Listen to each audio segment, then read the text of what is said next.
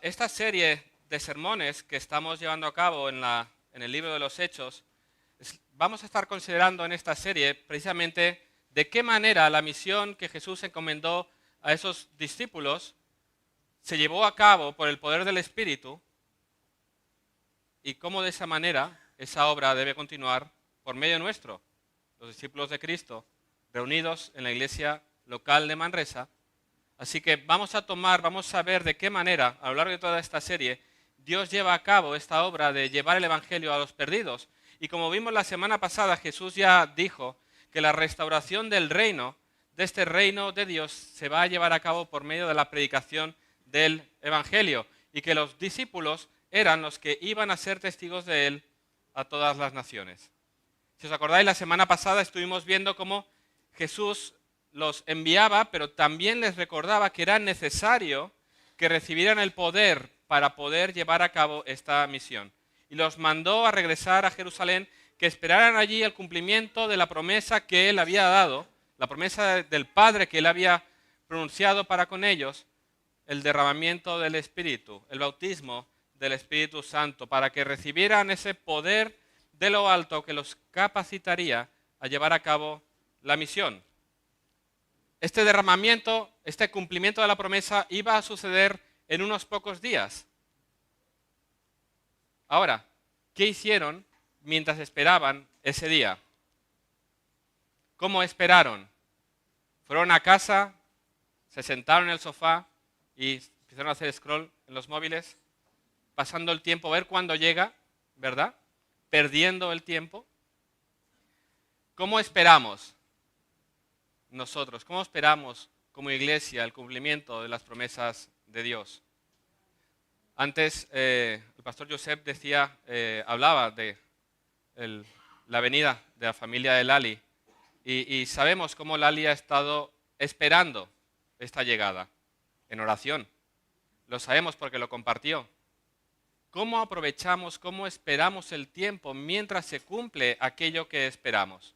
Es lo que vamos a ver que hicieron los discípulos en este capítulo 1 de Hechos. Si me acompañáis a capítulo 1, versículo 12, vamos a ver de qué manera aprendemos cómo la iglesia debe esperar llevar a cabo ese tiempo mientras se cumple la promesa de Dios. Así que vamos a Hechos capítulo 1, vamos a leer del versículo 12 al 26. Entonces volvieron a Jerusalén desde el monte que se llama del Olivar, el cual está cerca de Jerusalén, camino de un día de reposo. Y entrados, subieron al aposento alto, donde moraban Pedro y Jacobo, Juan, Andrés, Felipe, Tomás, Bartolomé, Mateo, Jacobo, hijo de Alfeo, Simón el celote y Judas, hermano de Jacobo. Todos estos perseveraban unánimes en oración y ruego, con las mujeres y con María, la madre de Jesús, y con sus hermanos. En aquellos días Pedro se levantó en medio de los hermanos, y los reunidos eran como 120 en número, y dijo: varones hermanos, era necesario que se cumpliese la escritura en que el Espíritu Santo habló antes por boca de David acerca de Judas, que fue guía de los que prendieron a Jesús. Y era contado con nosotros, y tenía parte en este ministerio. Este pues, con el salario de su iniquidad, adquirió un campo, y cayendo de cabeza se reventó por la mitad, y todas sus entrañas se derramaron. Y fue notorio a todos los habitantes de Jerusalén, de tal manera que aquel campo se llama en su propia lengua Acéldama, que quiere decir campo de sangre. Porque está escrito en el libro de los Salmos: sea hecha desierta su habitación, y no haya quien more en ella, y tome otro su oficio. Es necesario, pues, que de estos hombres que han estado juntos con nosotros todo el tiempo que el Señor Jesús entraba y salía entre nosotros, comenzando desde el bautismo de Juan hasta el día en que de entre nosotros fue recibido arriba, uno se ha hecho testigo con nosotros de su resurrección. Y señalaron a dos, a José, llamado Barsabás, que tenía por sobrenombre Justo, y a Matías.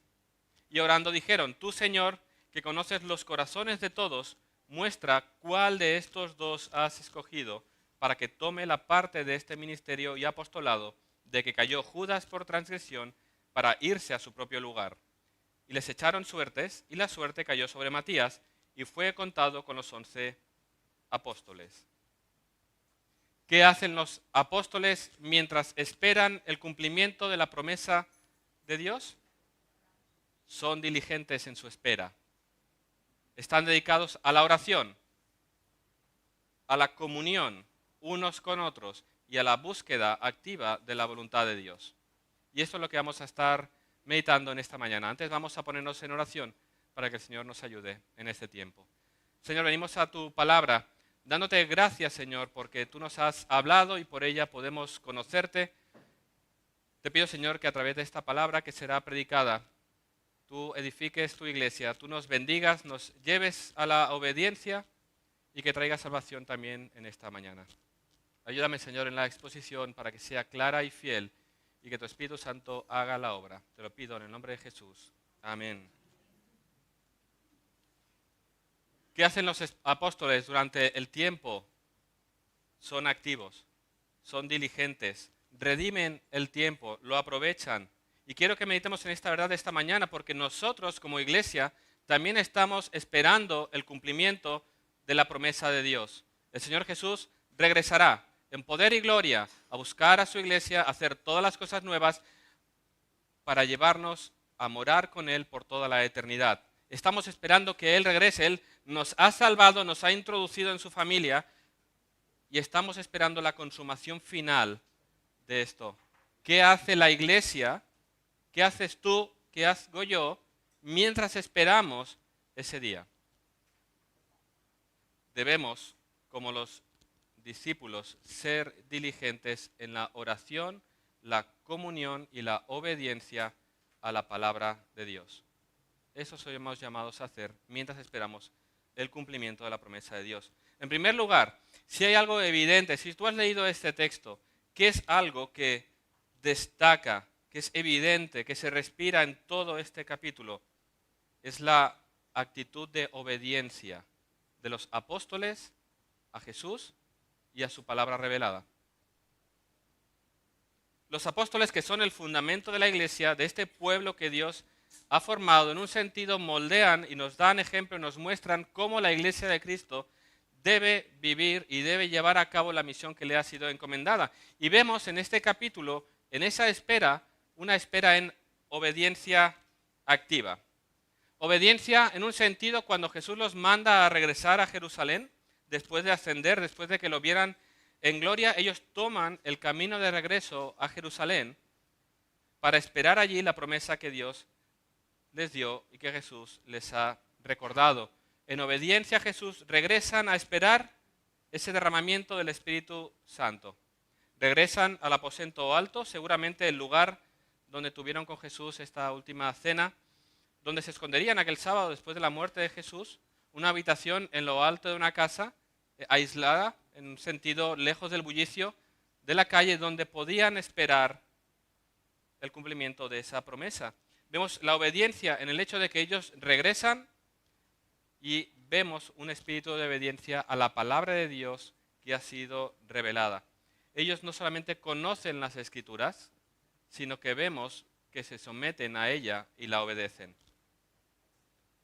Leemos que en esos días Pedro se levantó de en medio de los hermanos y cita la palabra de Dios con una doble intención.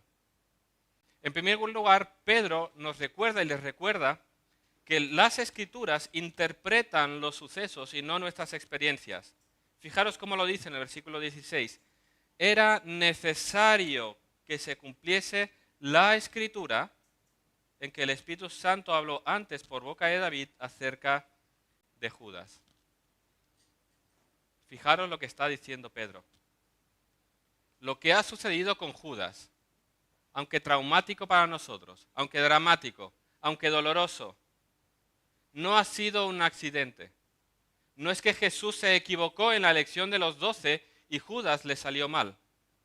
No es que ahora van a tener que improvisar porque del grupo de los 12 uno les ha fallado. Jesús no se equivocó. Lo que sucedió con Judas ya había sido anunciado. Formaba parte del decreto eterno de Dios. Ahora, y esto lo hemos enfatizado en muchas ocasiones, esto no hace a Judas una marioneta. Es decir, que Judas diga, claro, ya estaba escrito, me ha tocado. No, él no puede decir yo no quería. Él quería. Él fue libre en todo momento de llevar a cabo lo que su corazón deseaba. Jesús le defraudó, le decepcionó. No era aquel conquistador poderoso militar que iba a liberarlos de la opresión de los romanos. Le falló y por eso lo vendió. Él actuó conforme a sus deseos, lo traicionó, lo vendió. Ahora que Pedro recuerde esto, es un consuelo para la iglesia, porque nos recuerda que hay uno en control. Hay uno que está en el trono, este que ha ascendido en gloria, este al que vieron subir en la nube, a ocupar el lugar que le corresponde, que gobierna sentado en el trono. Hay uno en el trono que gobierna. Cristo se ha sentado a la diestra, tiene toda autoridad, toda potestad. Por lo tanto, podemos estar confiados que aunque no entendamos lo que sucede, aunque le busquemos una explicación, podemos estar confiados y no sorprendernos porque todo está en las manos del Dios soberano, que dirige la historia al cumplimiento de sus propósitos. Eso es una palabra de consuelo, porque seguro que habrá ocasiones en tu vida, habrá ocasiones en esta iglesia, en nuestras familias, que no entenderemos qué está sucediendo. Le buscaremos explicación. Habrá situaciones realmente traumáticas, dolorosas en nuestras vidas. Fijaros, ellos habían perdido uno de los 12.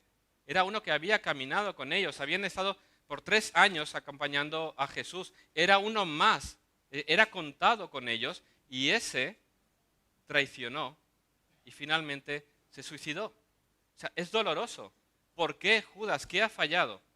El consuelo para nosotros es que Dios sabe, porque Él mismo lo ha decretado y Él tiene un propósito para todo ello. Por lo tanto, en momentos en que no entiendas, en momentos en que no puedas llegar a comprender, toma la palabra, medita ella y descansa en la soberanía y la providencia de un Dios que está en todo momento en control de la situación.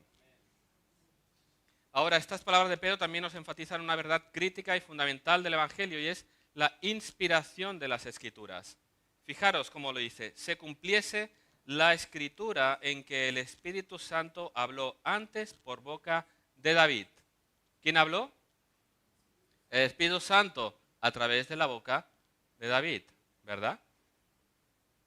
La inspiración de la Biblia significa que las palabras que tenemos escritas en este libro fueron exhaladas, salen de la misma boca de Dios, escrita por personas. Si alguien te dice, claro, es que la Biblia la han escrito hombres, ¿es verdad? Inspirados por el Espíritu Santo que guió todo el proceso para que las palabras que están escritas sean sus palabras. Por eso tenemos distintos estilos, cada uno escribía conforme a su forma de escribir, su conocimiento del idioma, etc.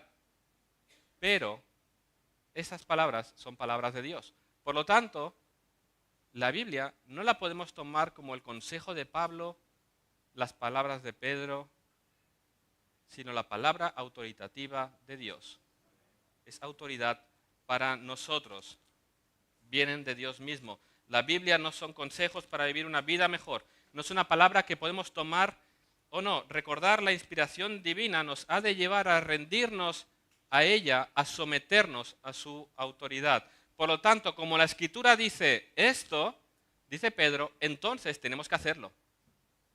No dice, vamos a someter a votación si hacemos lo que hemos leído aquí. A ver si nos apetece hacer lo que dice la Escritura. Vamos a ver si... No, Pedro dice, la Escritura dice, entonces es necesario que hagamos. Es necesario, no es aconsejable, no es recomendable. ¿Veis el punto? Cuando la Biblia nos manda. Ahora, ese corazón de discípulo, ese corazón de hijo de Dios se revela precisamente en el sometimiento a la autoridad de la palabra. Cuando un hermano te aconseja, te exhorta por medio de la palabra, tú debes someterte a esa palabra. Es la palabra la que tiene autoridad. Debemos ir con cuidado con esto. Debemos rendirnos a la autoridad de la palabra, debemos buscar conformar nuestras vidas a ellas. Y por eso Pedro no solamente les muestra de qué manera la Escritura interpreta los sucesos, sino recuerda que Dios está en control. No solamente nos recuerda la inspiración divina para llevarnos precisamente a la obediencia, sino que los exhorta a la obediencia. Está escrito en el libro de los Salmos: sea hecha desierta su habitación y no haya quien more en ella, y tome otro su oficio. Por eso dice versículo 21, es necesario pues que de estos hombres uno sea hecho testigo con nosotros. Es decir, hermanos, sabemos lo que dice la Escritura. Hermanos, vamos a aplicarla. Vamos a ordenar nuestra vida conforme a ella. Vamos a establecer los fundamentos de esta iglesia en base a ¿qué? A la palabra de Dios. Entonces, Pedro cita dos textos que se encuentran en los Salmos. Salmo 69, 25 y Salmo 109, 8, que tienen que ver con lo que acaba de suceder. Allí nos modelan precisamente un principio. Es necesario obedecer a Dios. La obediencia es la característica del creyente. Y toda la palabra es útil. Toda la palabra. Fijaros, está citando el Antiguo Testamento. Uy, eso es de otro tiempo. Vamos a leer qué dice el Nuevo Testamento. Toda la palabra es útil. Toda la palabra es inspirada. Toda la Escritura es lo que Dios nos ha dado para hacer de nosotros un hombre conforme a Cristo, para prepararnos, para hacer de nosotros hombres completos. Toda. Él cita la Escritura. Su Escritura era lo que nosotros llamamos el Antiguo Testamento. Pero fijaros que le dan la autoridad divina al Antiguo Testamento. Por lo tanto, no podemos decir, eso no es para nosotros, sino tomar la Escritura e interpretarla a la luz del Evangelio. Es aplicable ahora, con sabiduría. Debemos interpretarlo con sabiduría. Pero no podemos descartar el Antiguo Testamento. Pedro cita el Antiguo Testamento. Porque ¿en qué sentido esas palabras de David entonces aplican a la iglesia ahora para Pedro? En el Salmo 69 se nos describe el sufrimiento del justo a manos de los injustos. En ese salmo se nos habla de los sufrimientos del Mesías y en ese salmo el rey justo clama a Dios por la destrucción de sus enemigos y que les sea quitado todo. Dice el Salmo 69, 25 en la Biblia de las Américas: sea desolado su campamento y nadie habite en sus tiendas. Que el injusto sea destruido, quitado de en medio, que se le quite absolutamente todo. Salmo 69. Salmo 109 encontramos las palabras del justo que pide venganza a Dios contra aquel que lo ha acusado injustamente. Que aquel que me ha acusado reciba justicia y le sea quitado otro, y que otro ocupe su lugar. Ese injusto debía perder todo privilegio, sufrir la ira divina como castigo por su terrible pecado. Ahora Pedro toma ese texto de David. Él recibió acusaciones injustas, él tuvo enemigos que procuraron su muerte y él pidió a Dios que actuara contra ellos. Pero ahora uno mayor que David fue acusado injustamente. Un enemigo se encontraba dentro de los 12. Judas es el enemigo del rey, no de David, sino de ese rey más grande al cual apuntaba David. Y Judas es el enemigo de Dios, del rey, que va a sufrir las consecuencias por ello. Le va a ser quitado todo, su campamento va a ser asolado, va a perder todo privilegio y otro ocupará su lugar. ¿Veis de qué manera Pedro nos enseña tomar la palabra y someternos a ella? Y la aplicó correctamente en su contexto. Otro ha de ocupar su lugar. La palabra es interpretada, aplicada correctamente a su contexto y entonces obedecida. Y ahí vemos cómo es necesario encontrar un sustituto a Judas. Y ahora es importante que veamos una cosa, porque uno se preguntaría, ¿para qué tenemos que buscar a uno más si ¿cuántos había en ese aposento? Como unos 120, ¿verdad? ¿Para qué tenemos que suplir uno si ya tenemos a otros allá? Es necesario que alguien ocupe su lugar cuando ya tenemos una pequeña compañía de discípulos en ese aposento. Los apóstoles podían haber pensado, no es necesario aplicar ese tema, ese texto, porque en nuestro contexto no necesitamos que alguien necesariamente ocupe el lugar de Judas. Tenemos a 120 con nosotros, ¿verdad? Tomamos esa escritura, la reinterpretamos en nuestro contexto, miramos a nuestro alrededor y decimos, no, Creo que no es necesario. Creo que con los que somos ya podemos hacer. Nos ha fallado uno, pero bueno, somos 11 y todos nosotros. ¿Veis por dónde voy? Nosotros en nuestra mente hacemos nuestros planes y reinterpretamos ajustándolo a nuestras necesidades, a nuestros intereses, pero Pedro los llama a la obediencia. El Señor ha dicho, por lo tanto vamos a hacer como Él ha dicho. No como quizás nosotros creemos sería mejor. No como nosotros pensamos que quizás sería más práctico. No. Dios habla y hay que obedecer. Y Dios sabe por qué lo dice, y eso es lo que vamos a ver. ¿Por qué era necesario que hubiera el apóstol número 12? Porque hay un propósito determinado, teológico. Es necesario, Pedro lo interpreta, que tome parte otro de este ministerio del que cayó Judas por transgresión. Uno de los motivos de esa necesidad de sustituirlo no fue por causa de muerte, fijaros, sino por causa de traición. ¿Sí? O sea, no hay que sustituirlo porque ha muerto. Hay que sustituirlo porque ha traicionado. El motivo no es la falta, sino la traición, la transgresión. Y eso lo entendemos cuando leemos más adelante en este libro de los Hechos, en el capítulo 12, donde encontramos que Jacobo fue muerto a espada por el rey Herodes, y en ese momento no es suplida su falta. Por lo tanto, es necesario suplirlo, no por muerte, sino por transgresión. Y el motivo, uno de los motivos, y ese sentido y propósito, es que Jesús no podía permitir que ninguno que no sea de los suyos forme parte de su pueblo que es llamado a ser testigos de él. Por dolorosa que pudiera ser la pérdida, Dios tiene que sacar a aquellos que no están por él, porque ninguno que no esté por él, cualquiera que sea enemigo de él, no puede ser enviado a las naciones a dar testimonio de él. Por lo tanto, Judas no podía formar parte, porque era un traidor. Jesús se asegura que aquella comisión, aquel grupo, los apóstoles que serían el fundamento, debería estar formado por aquellos que serían testigos de él y que estaban por él y estaban con él.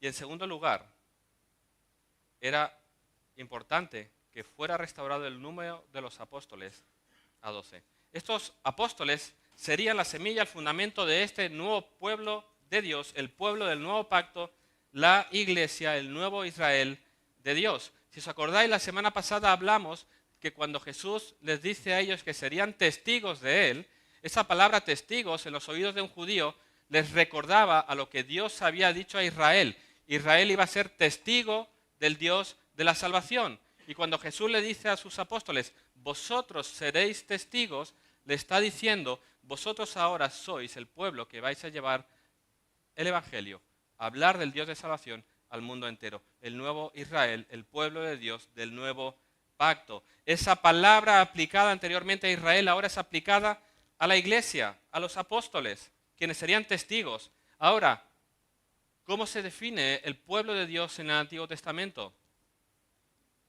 12 tribus. ¿Cuántos apóstoles debían representar a la iglesia, al pueblo del nuevo pacto? 12 apóstoles. Por lo tanto, vemos la necesidad de que el número sea restaurado, porque este es el pueblo, la iglesia que es comisionada, enviada a dar testimonio de Cristo, del Dios de la salvación. Este era el motivo por el cual debía ser encontrado un sustituto para Judas. El pueblo de Dios, la iglesia, el pueblo del nuevo pacto representan este pueblo de Dios, los 12 apóstoles. Y fijaros, como decía, cómo Pedro busca conformarse a lo que Dios había determinado. Hay un propósito, como decía, porque ahora estos 12 son el fundamento de la iglesia, el pueblo de Dios. Por lo tanto, hay un porqué que está en la mente de Dios. Por eso el pueblo de Dios, aunque no entendamos quizás el porqué, aunque quizás pensemos, yo lo haría de otra manera, debemos someternos a Dios y hacer las cosas como Él quiere. Porque la iglesia es de Cristo, no es nuestra. Le pertenece a Él. Él derramó su sangre por ella. Y Él nos ha revelado en las Escrituras cómo quiere que su iglesia sea formada, gobernada, quién ha de formar parte de ella y cuál es la misión. Por lo tanto, la iglesia es de Cristo, debemos someternos a lo que Él dice en su palabra. Por lo tanto, todo está revelado en su palabra. No podemos hacer las cosas como mejor nos parezcan, sino conforme a los que las Escrituras nos mandan. Por eso oraban. Y fijaros en la providencia de Dios. Luego tenemos una reunión de iglesia precisamente para tratar asuntos que tienen que ver con la vida de iglesia. El jueves en el culto de oración lo hablábamos, cuando uno piensa de asamblea de iglesia, trabajo administrativo, poco espiritual. Nada más lejos de la realidad, decíamos el jueves. En primer lugar, el privilegio de poder estar hablando de las cuestiones del reino de Dios, tú y yo, que solo merecíamos estar alejados de Dios y condenados al infierno. Solamente recordar que poder participar es un privilegio dado por Dios. Pero debemos considerar la realidad espiritual detrás de los asuntos que se tratan en la reunión de iglesia. Porque son asuntos que tienen que ver con la vida de la iglesia, tienen asuntos que tienen que ver en obediencia a lo que Dios ha mandado en su palabra, y es un tiempo por el cual deberíamos haber estado orando, como hicimos el jueves, para que Dios nos dé la sabiduría como los apóstoles, para someter cada palabra, cada decisión, conforme a lo que Dios ha revelado en su palabra. Recordando que tenemos el privilegio de servir a Dios de manera concreta en esta comunidad local. Así que debemos someter nuestros pensamientos, nuestros deseos a lo que es la voluntad de Dios revelada en la palabra y hacer las cosas conforme a su voluntad. Eso es lo que vemos que Pedro nos enseña. Y esto es lo que se nos revela. En primer lugar, el pueblo de Dios ha de vivir en obediencia a la palabra de Dios revelada. Obediencia es lo que respira este texto, a la palabra de Dios. En segundo lugar, lo que destaca es la unidad en la oración. Unidad reflejada en una oración perseverante. Fijaros en el texto, los apóstoles regresan al aposento alto, los encontramos reunidos junto con las mujeres, entre ellas María y los hermanos de Jesús. Y esta primera compañía de 120 formaba esa primera comunidad de creyentes que, una vez capacitados por el Espíritu, debían salir a todas las naciones. Una tarea, como veíamos la semana pasada, sobrehumana. Para hacernos una idea, estamos hablando de 120, es aproximadamente la membresía de esta iglesia. Es decir, estamos reunidos aquí, 120, y el Señor nos ha dicho, ahora nosotros debemos salir a las naciones y llevar el Evangelio desde Manresa a Barcelona, a Madrid y hasta lo último de la tierra. Ahora, mira a tu alrededor. Esta es la compañía de creyentes redimidos por Dios que deben llevar a cabo la misión. ¿Nos creemos capaces? ¿Tenemos el poder, la habilidad, el carisma, la palabra? No. Un grupo como nosotros se reunió en aquel día. ¿Qué es lo que buscaron cuando se miraron? Recordaron, necesitamos el poder del Espíritu obrando. Una comunidad como esta, enviada por el poder del Espíritu Santo, ha llevado a que hoy haya multitud de comunidades en multitud de lugares del mundo, hombres y mujeres redimidos adorando a Dios. Fijaros el poder del Espíritu obrando a través de su iglesia que le obedece. Hay una comunidad hoy en Manresa porque estos 120 en obediencia al Señor fueron a predicar el Evangelio. ¿Eran poderosos? ¿Tenían carisma? ¿Tenían contactos en el poder? ¿Tenían la capacidad de cambiar los corazones de las personas? No. Pero se sometieron y obedecieron y descansaron en el poder de Dios para obrar. Ahora fijaros quién forma parte de este grupo, además de los 11. Un grupo de mujeres. Y es interesante, no hay nada casual en la Escritura, que se mencione que en ese primer grupo había mujeres.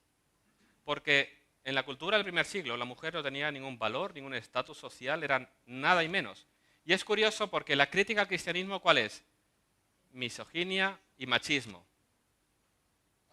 Cuando la realidad es que la sociedad menospreciaba a las mujeres y la Biblia empieza diciendo que las mujeres son dignas igual que los hombres porque han sido creados a imagen y semejanza de Dios. Fijaros, ¿la Biblia es machista?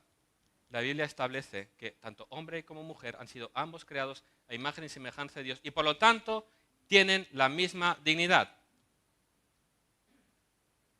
Este era el contexto. Y la Biblia, y encontramos aquí la realidad de que las mujeres formaban parte de esta primera comunidad que había sido comisionada a llevar el Evangelio. Hombres y mujeres trabajando juntos para la extensión del reino. Algo impensable en la sociedad de aquel momento. En segundo lugar aparece María, la madre de Jesús. Es la última vez que la encontramos aquí en el Nuevo Testamento. ¿Y cómo aparece? Como un miembro más. No hay preeminencia, no hay nada, es una miembro más de esta compañía. Por lo tanto, todas aquellas supuestas privilegios y preeminencia que se le da a María, su ascensión y todas esas historias no tienen ningún argumento, fundamento bíblico en absoluto. María era una miembro más de esta comunidad. Y aquí se acaba. Luego nos encontramos a los hermanos de Jesús. Y es interesante. ¿Os acordáis qué pensaban los hermanos de Jesús acerca de Jesús durante su ministerio terrenal? Se le ha ido la cabeza. Este, que ha crecido con nosotros, que ha jugado con nosotros, ¿tiene pretensiones de ser el Mesías? No, no creyeron en él. Y ahora forman parte de esta comunidad. ¿Qué ha cambiado? Lo han visto resucitado. Otra evidencia más de la resurrección histórica y verdadera del Señor Jesucristo. Cómo sus hermanos, ahora, con aquel con quien habían jugado, su propio hermano, están allí en esa comunidad para ser testigos de Cristo. Porque lo han visto, han reconocido que Jesús es el Mesías de Dios. Así que aquí lo vemos también. Esta era la pequeña comunidad que debía impactar al mundo. ¿Y qué los caracteriza, además de la obediencia? La unidad. Perseveraban unánimes. Literalmente tenían una sola mente. Eran uno. No había divisiones, no había grupo, eran uno.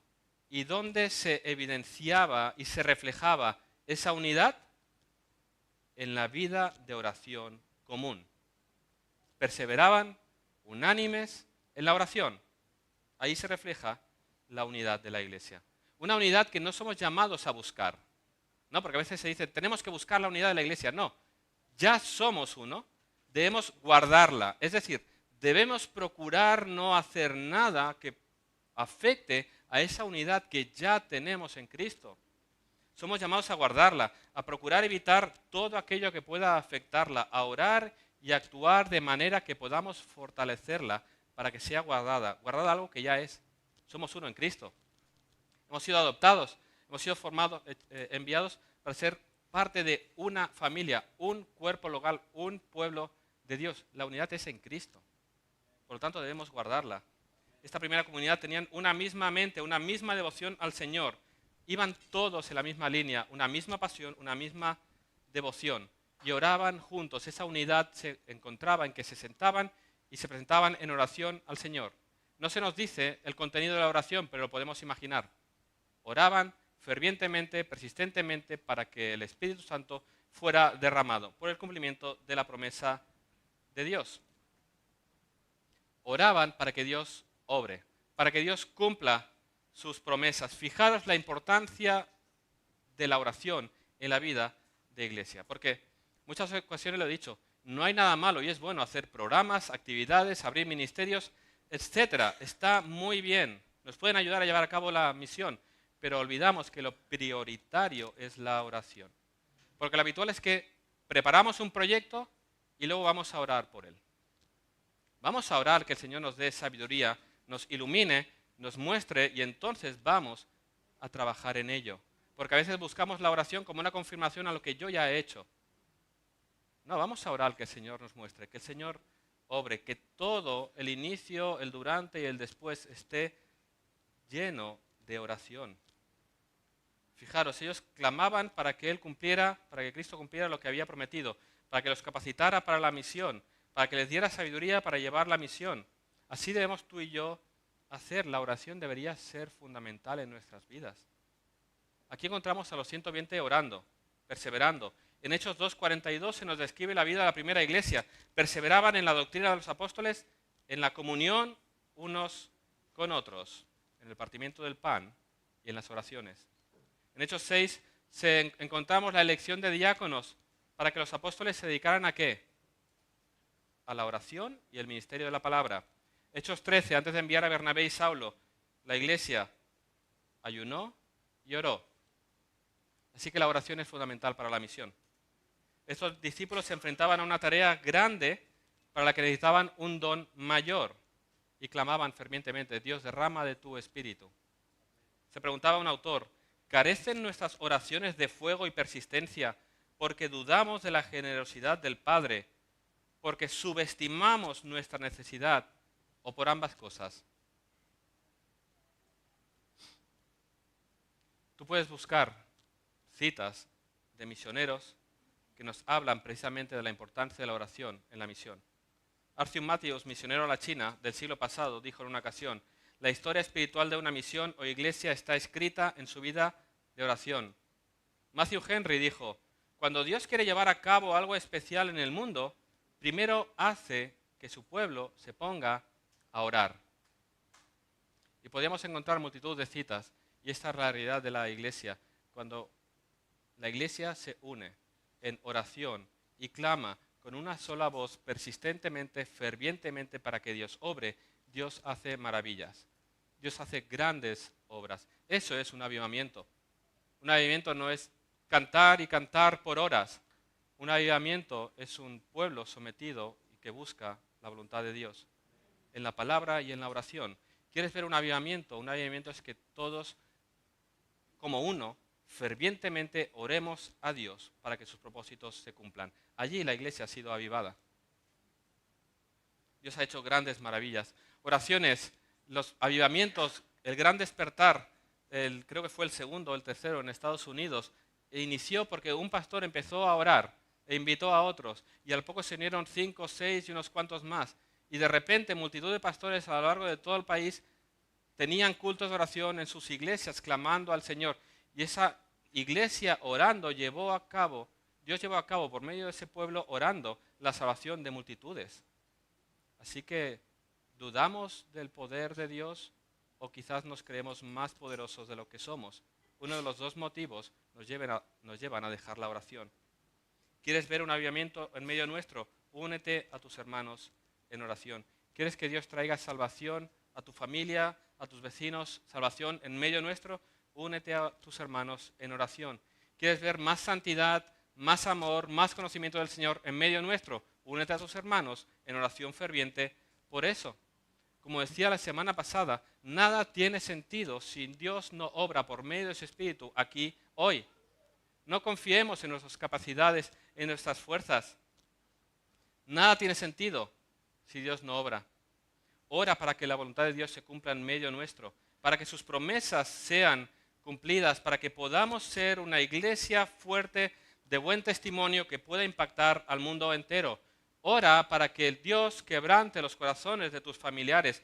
Ora por salvación. Ora para que Dios abra oportunidades en las que puedas predicar el Evangelio. Ora para que el Señor venga pronto. Que venga ya. Ora en tu casa. Ten una vida devocional intensa en tu casa. Pero sobre todo, únete a tus hermanos en oración. Soy muy pesado, invitándoos al culto de oración. Y lo seré hasta que no seamos 120 en ese cuartito cerrados, orando fervientemente para que Dios obre. Porque en eso se refleja la unidad de la iglesia. Cuando unánimes en oración venimos al Señor y decimos: Señor, somos tu pueblo, obra con poder en medio nuestro.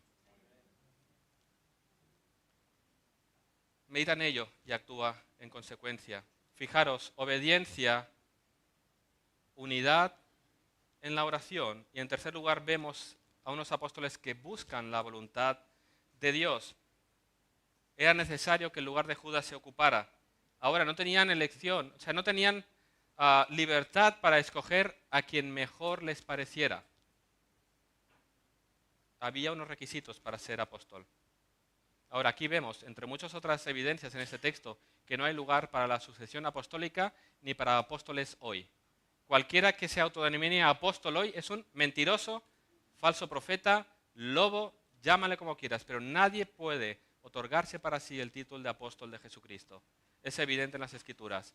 Como decía antes, cuando Jacobo falleció, no se buscó un sustituto. Ahora hay unos requisitos para alguien que sea apóstol. ¿Cuáles eran los requisitos? Debía haber caminado con Jesús, recibido su enseñanza, desde el bautismo de Juan hasta que él fue levantado a los cielos. Es decir, para ser apóstol debía haber estado con Jesús. Y en segundo lugar, debía ser testigo de la resurrección. Y sabemos que Jesús se les apareció a los discípulos y lo vieron vivo. Por lo tanto, esos son los dos requisitos para ser apóstol. Haber caminado con Jesús y estar con Él en ese tiempo y haber sido testigo de la resurrección de Cristo. No hay nadie que pueda cumplir esto hoy. Esos son los dos requisitos. Y salieron dos nombres, José llamado Barsabás, que tenía por sobrenombre Justo, y Matías. ¿Y qué hacen con esto? Porque les han salido dos. Más fácil si te sale uno, pero les han salido dos. Buscan primero, fijaros, la voluntad de Dios en oración. Una vez más, la oración permea todo lo que la Iglesia hace.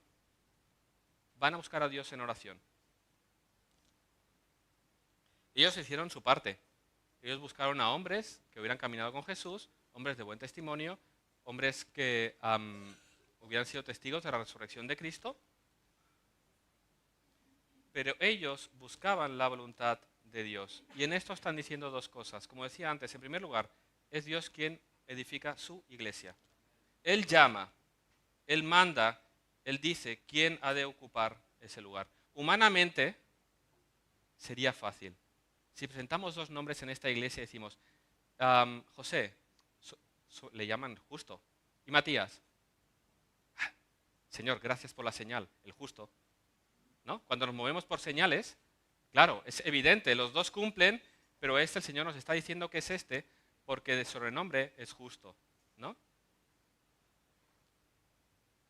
La cuestión es que nosotros solo vemos lo externo.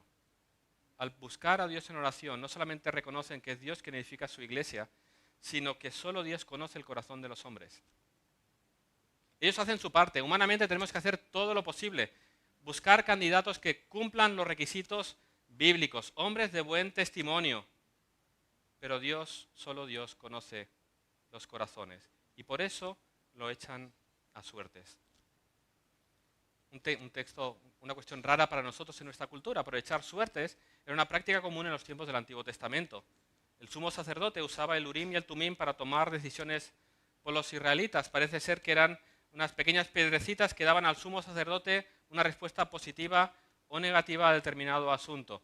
No sabemos de qué manera los discípulos lo hicieron. Echaron suertes. Lucas no nos lo dice, solo dice que al echar suertes salió Matías. Dios escogió a Matías para ocupar el lugar de Judas. Y esta es la última vez que aparece el echar suertes en las Escrituras, porque eso no es un llamado a jugar. Es la última vez que sucede esta costumbre de echar suertes. ¿Por qué? Porque después del derramamiento del Espíritu Santo en Pentecostés, el mismo Espíritu de Dios moraría en los corazones de los creyentes y este mismo Espíritu es el que iluminará el corazón y las mentes de los creyentes para llevarlos a buscar y someterse a la voluntad de Dios. Desde Pentecostés es el Espíritu Santo quien guía a los creyentes. Fijaros, en la elección de Matías se echaron suertes. En Hechos 13, en la elección de Bernabé y Saulo, leemos allí que ministrando estos al Señor y ayunando, dijo el Espíritu Santo. ¿A quién? A la iglesia. Apartadme a Bernabé y a Saulo para la obra a la que los he llamado. Y ellos, entonces, habiendo ayunado y orado, les impusieron las manos y los despidieron. El Espíritu Santo habla a la iglesia y les dice, apartadme a este o a otro. Ahí vemos la importancia de la iglesia de buscar la voluntad de Dios en oración para que Él revele a la iglesia qué es lo que Él quiere hacer con su iglesia aquí en Manresa. Por lo tanto, es el Espíritu Santo el que va a iluminar y guiar a los creyentes. Es el Espíritu de Dios el que guía al pueblo a la obediencia, a la voluntad de Dios que es revelada en su palabra. Porque esa es la obra del Espíritu. El Espíritu no nos tiene que decir nada nuevo. El Espíritu me ha dicho qué, dónde te lo ha dicho, en qué libro y en qué capítulo. El Espíritu nos llevará a la palabra, nos iluminará para que la entendamos y nos capacitará para obedecerla, porque la voluntad de Dios para nosotros está revelada en su palabra. No hay más revelación. La Biblia está cerrada, el canon está terminado, ya no hay más palabra de Dios. Él ha hablado en su palabra. Por lo tanto, ora y busca la voluntad de Dios y pide que su Espíritu ilumine tu mente y te lleve a la obediencia. Hoy estamos como iglesia esperando el cumplimiento de las promesas de Dios, aquel día en que el Señor regresará y terminará, consumará su obra, el reino se establecerá, viviremos en este nuevo Edén en el que ya no habrá más dolor, más sufrimiento, sino gozo y alegría al lado y en comunión de nuestro perfecto y precioso Salvador, el Señor Jesús. ¿Qué tenemos que hacer como iglesia hasta entonces? Persevera en la oración, unánime, con tus hermanos, clamando que el Señor haga su voluntad en medio nuestro. Vive en obediencia y sométete a la palabra de Dios en tu vida personal, en tu familia y allá donde estés. Y vive una vida conforme a la voluntad de Dios. Busca ordenar tu vida conforme a lo que dice Dios en las Escrituras. Así que, hermanos, no hay lugar para la pereza en el cristiano. Es un llamado a la diligencia, a ser activos. No el pastor y los líderes de ministerios. Cada uno de los discípulos de Cristo está llamado a la misión y está llamado a estar ocupado hasta el día en que Él regrese. Y quizás tú estás aquí y dices, bueno, esta palabra no tiene que ver conmigo porque yo no soy creyente, no formo parte de la iglesia y este mensaje es para que los creyentes hagan su misión. Sí, fíjate, estoy exhortando a la iglesia a que haga esa misión de predicar el Evangelio en obediencia a la palabra de Dios, porque si tú no escuchas el Evangelio, tú estás condenado por toda la eternidad. Nosotros esperamos el regreso de Cristo en gloria y es una espera alegre. Y el problema es caer en la pereza en esa espera. Por eso el llamado a ser activos, diligentes. Ahora, tú que no has conocido al Señor, estás perdiendo tu tiempo en cosas absurdas para encontrarte aquel día con este Señor Jesús que regresará en poder y gloria. Y no solamente habrás perdido toda tu vida, sino que además vas a sufrir por toda la eternidad. ¿Y qué vida más desgraciada?